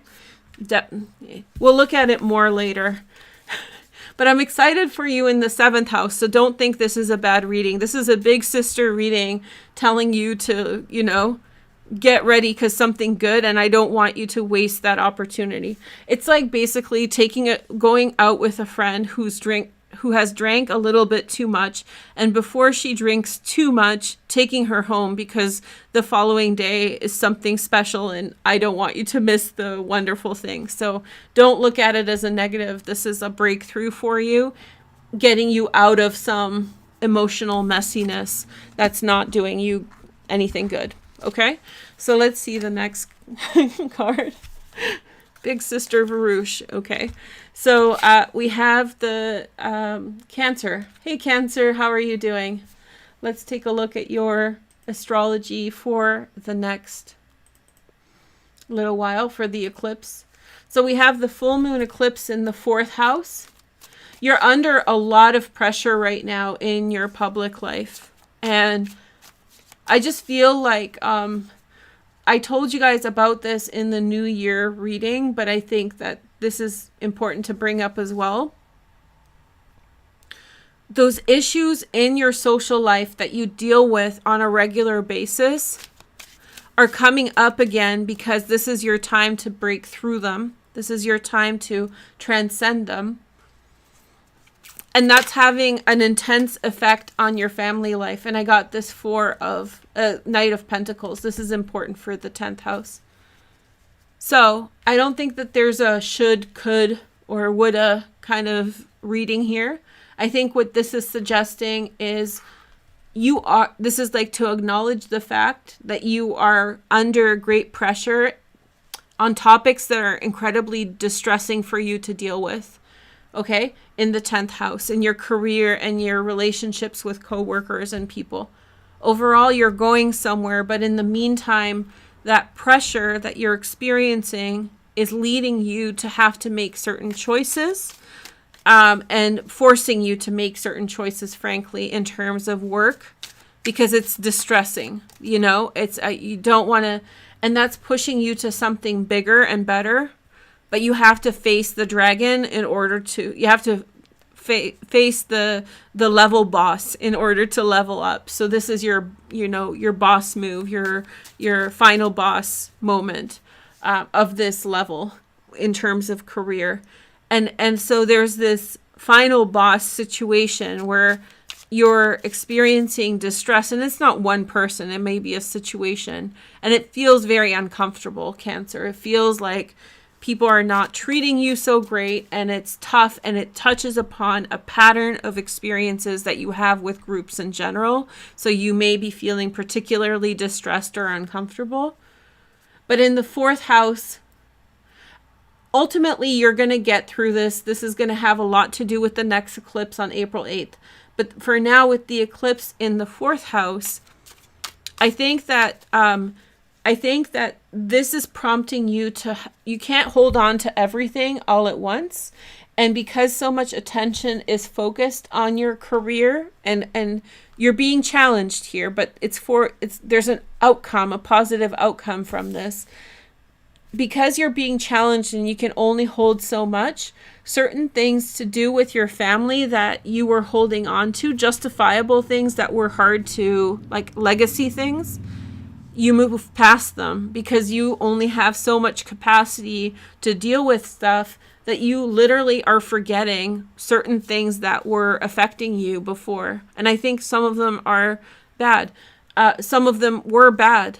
I think that there's also family support that's coming to you. So, you know, coming home and your partner asking you like, hey, are you okay? Like, your family members are sticking up for you, and they're giving you that spiritual support. So there's this like, there's this caca from your family members, and then they're like, you know, like checking in. They know you're going through it, and this eclipse is coming through very strong in terms of positive family influences. And so, yeah, you're going to be going through it for a little bit, Cancer, but I think this is going to be very much where you face the scary thing and you win. And I think that's what this card is about. This is about you facing the scary thing and overcoming it. Then we have the 8 of Wands.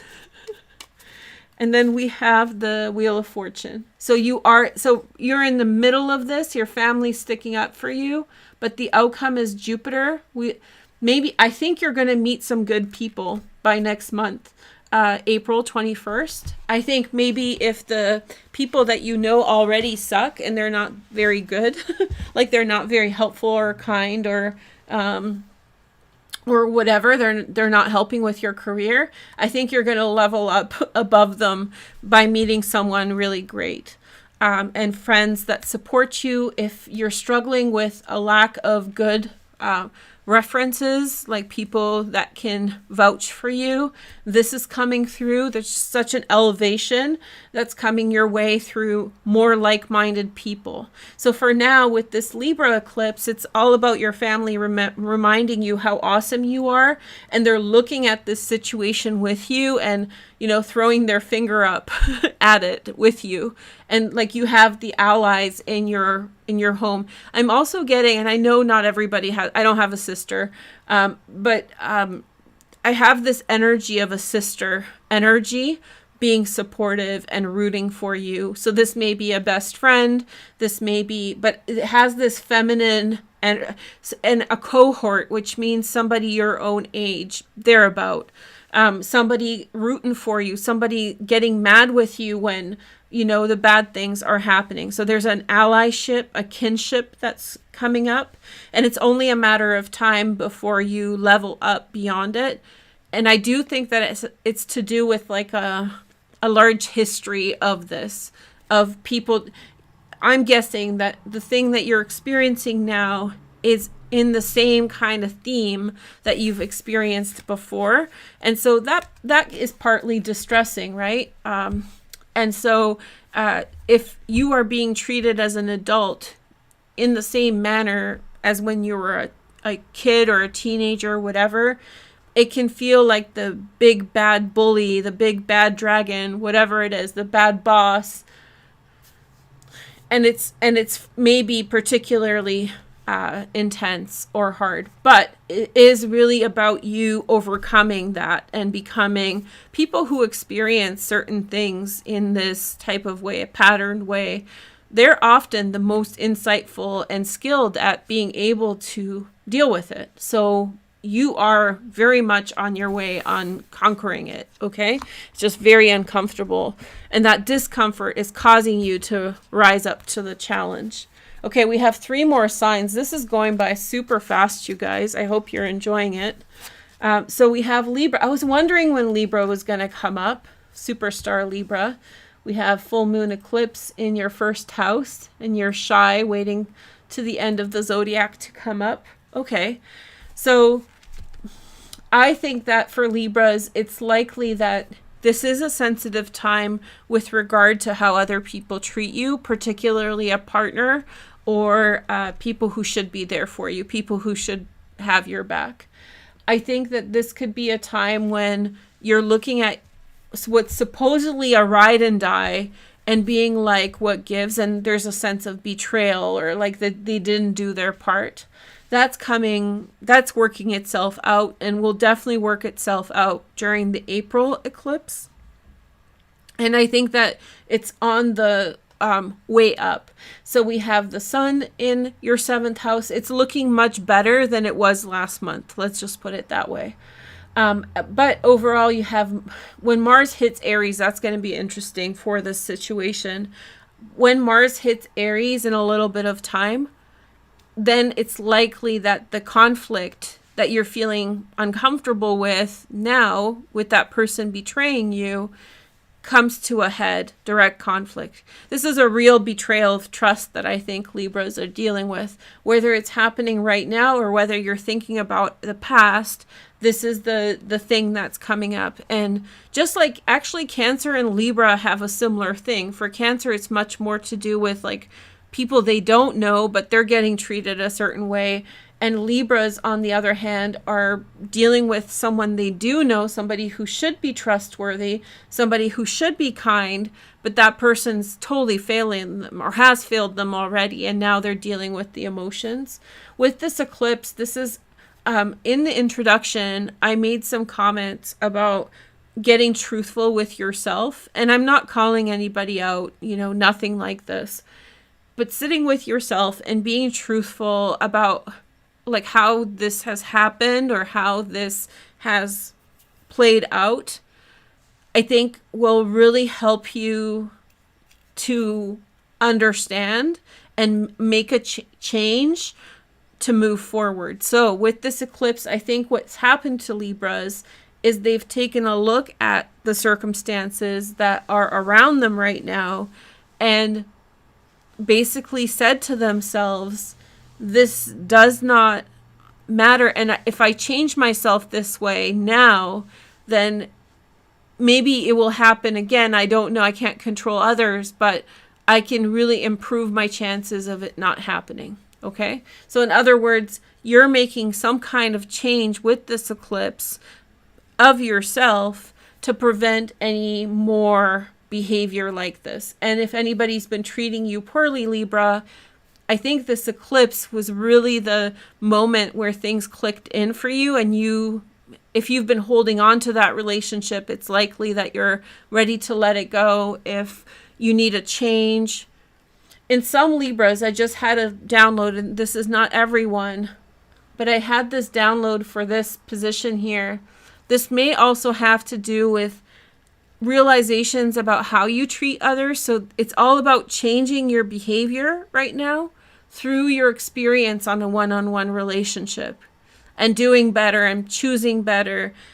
Even if you choose, I'm not calling people out, just to be clear, but it does have this resonance of you sitting there and being like, I could have done better by this person, and feeling really guilty. If you're feeling really guilty or really bad about what happened, this is your moment in which you awaken and in which you decide, like, I have the power to change this. So break it, make it moment for Libra. I really like it. If you're being bogged down by somebody's BS, then you let that go. If you are participating in negativity towards someone, then I think, and especially you might be feeling particularly sad or guilty about it now, it's just this kind of internal switch that's going on with this eclipse for Libras. So not bad at all. And everything to do with the past, because like how we behave in situations is conditioned by past experiences. And it's a really known kind of saying in psychology that certain behaviors, when adopted in one situation, that are helpful in certain situations, become a part of our personality and then become toxic to ourselves and others, so they're well adapted for toxic situations, but then we take that with us, and if we don't amend our behavior, they may become toxic in other situations, right? So there's this, I'm not calling anybody out. I really genuinely am seeing a switch for you, and it can happen through your relationship to how you are being treated or through your relationship with how you are treating others, right?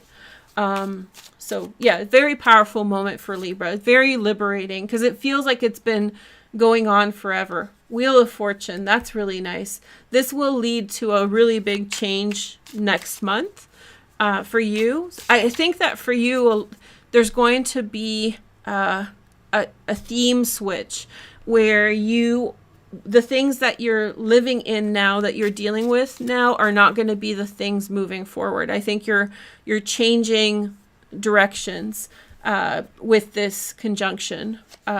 Very big change. We have the Six of Cups. There's a legacy feeling like towards someone here. And then we have beautiful cards. Look at these. These are probably the best cards, Libra. And in my ranking of zodiac signs, you did get the best one. You got 5 out of 5. So you got the best interpretation.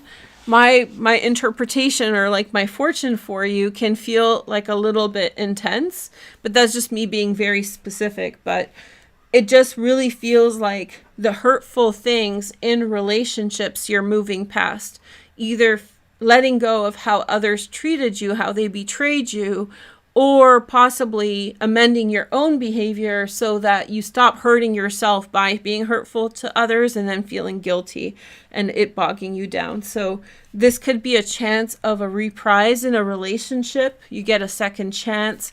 You're very, very happy about it. So there's this really big uptick here through a significant change. Wheel of Fortune, 6 of Cups, Sun. You can't get better than this. Just things are just turning in your favor. Okay. So we have 2 more signs. I think Virgo is one of them. Aquarius and Virgo. I didn't know which last 2. Virgo's going to be last again. I think it's like most of the readings right now, Virgo's coming last. So let's go for Aquarius. So in my ranking of influence on zodiac signs, I put Aquarius quite low by Gemini and Scorpio, and I think that was wrong because Pluto is in your sign. I just got sick of using Pluto. I think I was like, meh. But it is an aspect to this eclipse. The Sun and Pluto were in a sextile, and that was pointing straight at 1 degree of Virgo. We talked about this in the New Year reading. That's linked in the description. But this also influenced, this also, these sextiles and yods have been messing me up all day. But anyway, so this is pointing to Virgo. And so there is this influence from your sign to the new moon. Full moon, and that was at a trine to your position with some loose orbs. So this is actually a big eclipse for you. It's in your 9th house. And so I think that for you, it was a breakthrough. Oh, I remember. I think for you, this was a real getting out of your own way to go in the direction that you want in your life. I think you're getting really fed up with the people that are around you that are, I think people are covertly trying to hold you back, honestly. I think you found a safe place to live or to be or to exist, but the people around you are not your kind of people maybe, or they may be nice, they may be all those things, but how you challenge life to lead your life in a good way, it's threatening to them maybe, or they don't feel comfortable with taking such risks.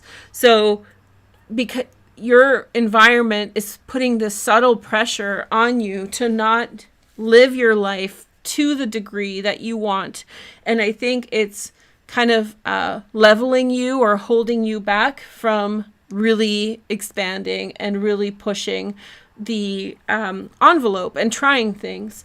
And so I think that it's accumulated to the consequence on you is that you haven't lived your life as fully as you wanted to. And so I think at this point you're really feeling it. So at first it didn't seem too bad, the first year or maybe month or however long it's been. But now I think you feel this accumulation of missed opportunities that are frustrating you, and you know that you've missed those opportunities because under the influence of people that would not take opportunities like this, but you would. And you're like, oh shoot, like I should have been listening to myself instead of being influenced by other people, being timid. I'm not saying they have bad intentions towards you.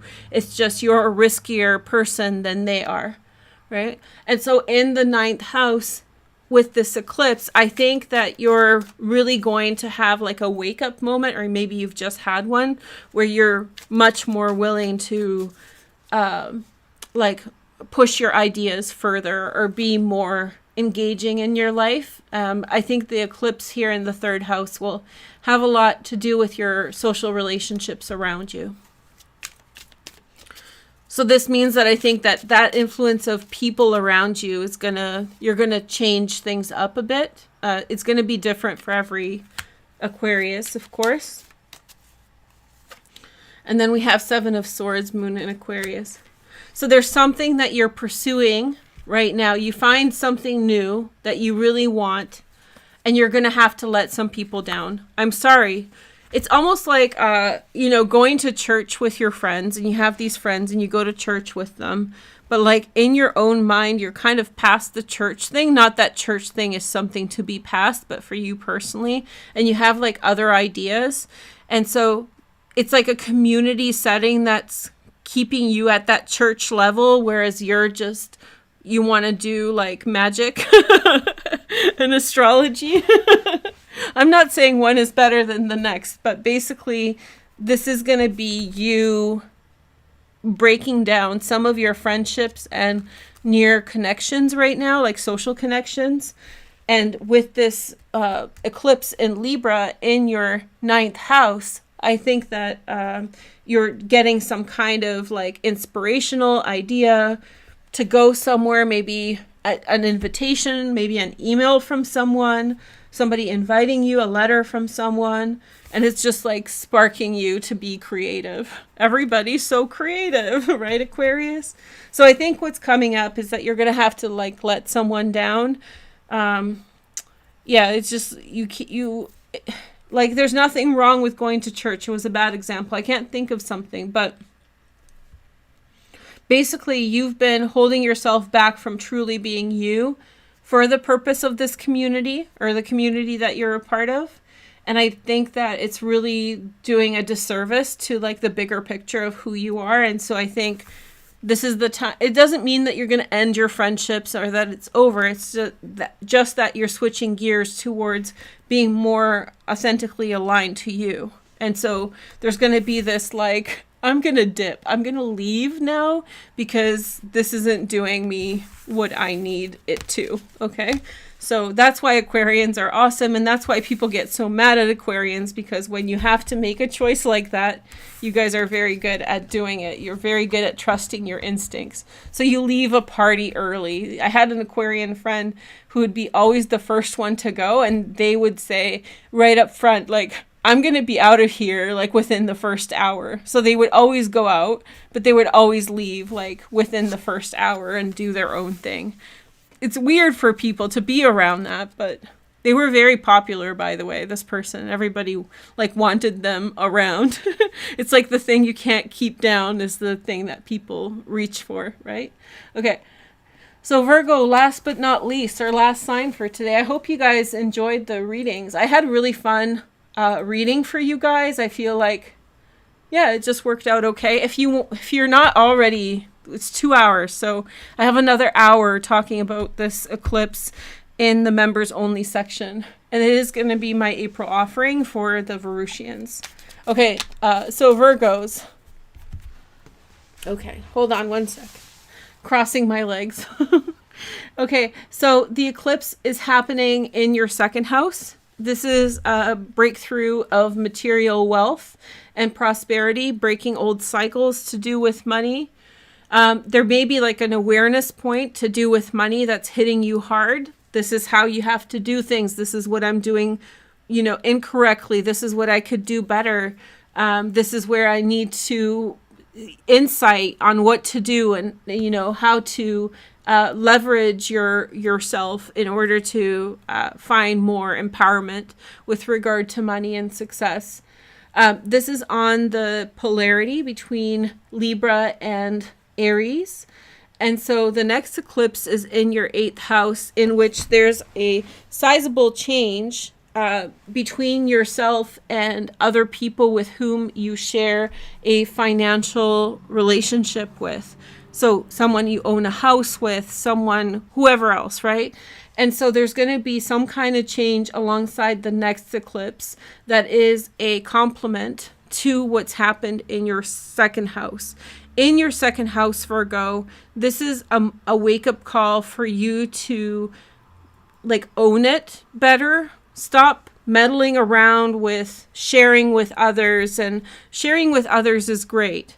But I think that this eclipse here in the second house is giving you an insight on how you have to be a little bit more selfish at this time with your money or your resources. The conjunction of Venus and Saturn in your 7th house has been great. Mars has now entered your 7th house. You are playing with fire. I know it's a water sign, but you are playing with fire in the 7th house in a personal relationship. So there may be this hot cold thing happening with your relationship right now. All the signs I think we've done, the message is pretty consistent. Don't allow your personal relationships to bog you down in preparation for the conjunction of Jupiter and Uranus. You want to be well. So if a relationship is too demanding, especially on the emotional level, you need to back off of that interaction now so you don't get bogged down for Uranus and Jupiter.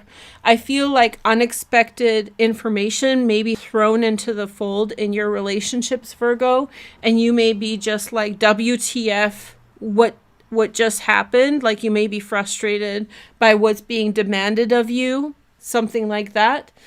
And so you may feel like overbearing social energy. And I think that anything that's expressing overbearing social energy should be kept in check until April 21st, because your focus is you. You should be giving as much time to yourself. And so this eclipse in the 2nd house probably gave you some insight and some reinforcement on that. Like, put it more on your side of the court. You're playing on the side of, you're sort of giving someone else too much play in your life right now, and it's going to have negative consequences if you continue doing it past this eclipse. So this is a very strong message for Virgo to make it more about you instead of this, because this is it's almost like, how do I say this? You have to study for a test, but there's a big party that wants your attention. If you go to the party and you don't study for the test, if you don't take care of your own self-interest and you just waste your time on other people right now, that party's going to end anyway, and you're going to get stuck with a big fat 0 on your test, right? So the goal here is to not get discouraged by social relationships that are a little buggy right now and really focus on yourself, okay? And the outcome will be great. I think Taurus had a very similar message. Several signs had a very similar message to this. The difficult thing for Virgo is that this could be coming up for you in a very personal relationship. So like your best friend needs attention and you're just like, this can't happen at the worst time. And I don't mean to like be disparaging, but in that little imaginary scenario, that friend that needs attention, you give that attention to the friend. These transits come to an end, the friend is gone, and you get stuck without your opportunity. So be very, very careful, Virgo, as to be overextending yourself towards other people right now. So we have the Ace of Pentacles. And then we have the World. Look, big opportunity, 9th house. And then Ace of change of job, change of place of residence, something big, Virgo. This is when you need to put your blinders on and you need to just live your life, you know. I do sense that there's like a disappointment coming through with this next eclipse in April. Not a huge disappointment, don't freak out, but in situations where you are joining together with other people on something involving money, there could be a real big letdown, and you need to prepare yourself for that, in the sense that I don't think you should be like a deer in the headlights if it happens. So I think that you should really assess your situations, because there may be a sneaky disappointment coming up. And I think that you should prepare yourself for when it happens to be like, oh, I saw this coming. Varush told me and I knew it was coming. So don't be a pushover. I think Taurus had a similar energy. Like, just don't be a pushover right now, Virgo. Don't be like, try to make it good and try to be not. This isn't a time to be unnice, but this isn't a time to bend over backwards for the whims of others. This is great. Behind Libra, you have the best cards. 2 aces and the World card. Big changes for you ahead. Look to April 21st. This eclipse, so I told you guys in the beginning, we're done, that this eclipse in Libra snuck up on me a little bit, and it's true. So I knew it was like a big deal. I knew it was pretty favorable, like right from the beginning. But when I started looking at it deeper, this is why there's so much content for it. It's so connected. That 5 degrees, if you don't understand astrology, for something to repeat at the same degree position, connecting different transits that are separate, like the conjunction of Saturn and Jupiter to the moon, separate completely trajectories, for them to repeat in synchronicity that way is very, very elegant and is very unique, and it doesn't happen a lot. And another significance of what's happening is that it's happening to the same degree, not to the sign of Libra, but to the 5th degree of Libra. And that's the mind-blowing consideration. So this full moon eclipse really snuck up on me, and I hope that I explained it well. If there's anything that's not clear in what I've shared, then please let me know in the comments, and I'll see you guys later. And sorry it's late, but I'm glad that I put it out, and I feel like today was the perfect day to talk about it. I wasn't really paying attention to like what was happening in the viewfinder, so I hope you guys saw everything well. But yeah, it's a really nice eclipse. We're still underneath it. Hopefully my feedback helps you get ready and prepare and have like a nice life. So I'll talk to you next